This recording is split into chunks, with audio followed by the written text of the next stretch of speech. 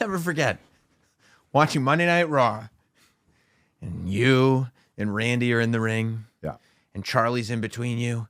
And she looks straight ahead and goes, "This may very well be the greatest wrestling match ever." And I go, "What did she just say?" Oh, yeah. So I'll never forget. I had just walked my dog. I got a call from Heyman.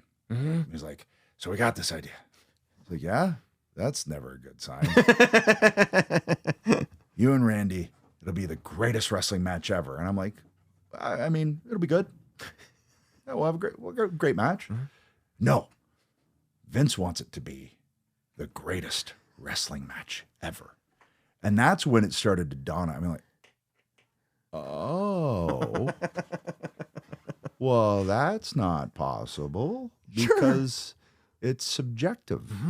And what might be my favorite, now you can say my most favorite wrestling match. You can't say the greatest. No such thing. Right. It's not the greatest band. There's not the greatest song. There's not the greatest movie, because for you, Raging Bull might be your greatest movie. Sure. Hey, it might be Point Break for me. Right. Whatever. Like, there's no such thing.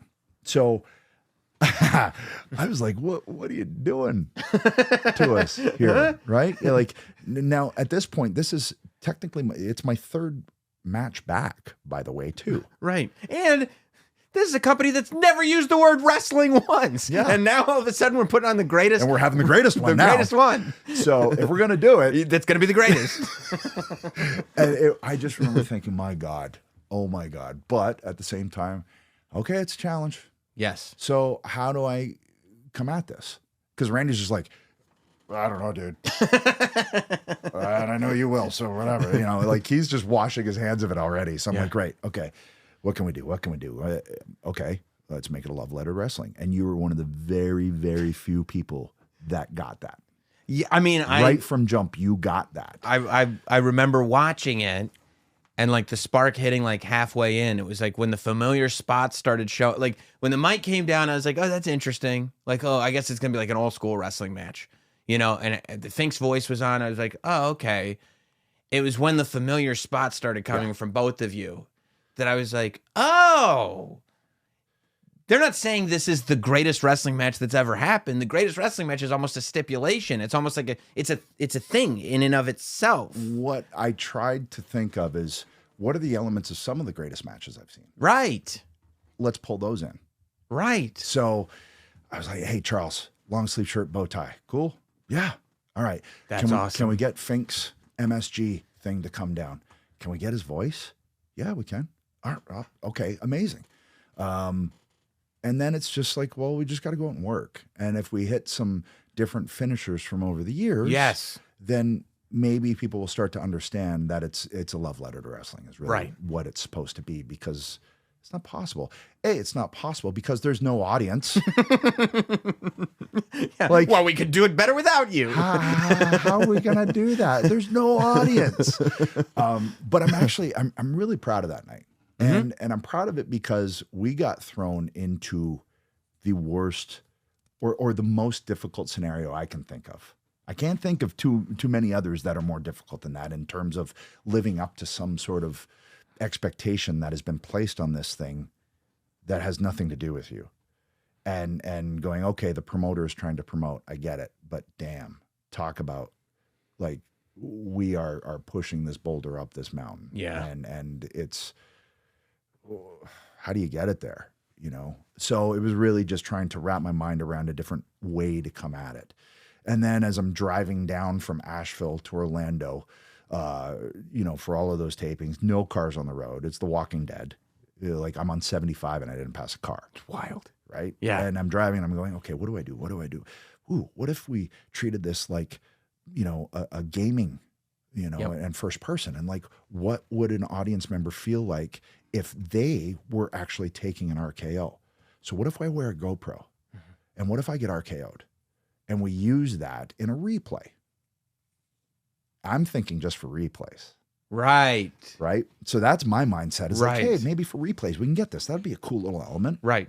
So, right. Because if you do it in a replay, you can still kind of maintain that suspension of disbelief. Enough. Right. So we go out there, we go 48 minutes, come to the back. they're like, you guys went 48 minutes. I was like, really? Man, it felt like 15. That was fun. You know, we had a blast. And then it was like, you still want to do those pickup shots? I was like, well, we're here. We might as well see if they work. If they don't, hey, no biggie, right? So we do the pickups. We get cold in between. And as we're doing the pickups, I take the RKO, blow my tricep in the pickups. Oh. And so I get home, I have surgery. They send me the match with. Well, I wanted to take an RKO with a GoPro on, and It's my own fault. It's my own stupid fault. But I also forgot in the time that I was retired, I had my wrist fused. So my wrist doesn't bend. You forgot your wrist was fused? No, I just didn't Consider factor in taking moves.